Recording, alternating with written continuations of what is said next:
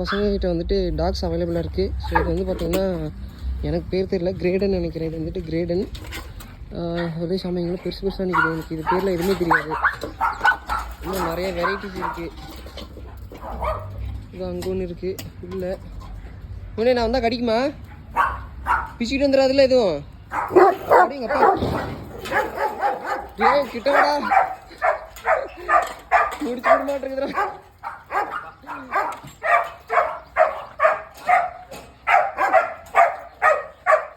அதுக்கு இது நீட்ட மாதிரி வந்துட போகுது.